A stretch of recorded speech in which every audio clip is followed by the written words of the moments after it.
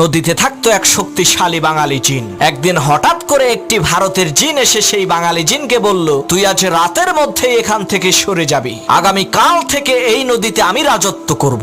ভারতের জিনের এই ধমকি শুনে বাঙালি জিনটি একটি জেলের কাছে গিয়ে বলল, ভাই তুমি যে এই নদীতে মাছ ধরো, আজ পর্যন্ত আমি কি তোমাকে কোনো কষ্ট দিয়েছি? জেলে বলল, না তা তো দেন নাই। তখন সেই বাঙালি জিন বলল, তাহলে আজ রাতে তুমি আমাকে একটু সাহায্য করবা, আমি ভারতের এক জিনের সাথে লড়াই করব। তখন আমি তোমাকে ডাক দিয়ে বলবো, বড় ভাই আপনি আসেন। তুমি তখন বলবা, ওরে ধর আমি আসতেছি। জেলে বলল, ঠিক আছে। কথা অনুযায়ী রাতের বেলা বাঙালি জিন আর ভারতের জিনের মধ্যে তুমুল লড়াই শুরু হয়ে গেল।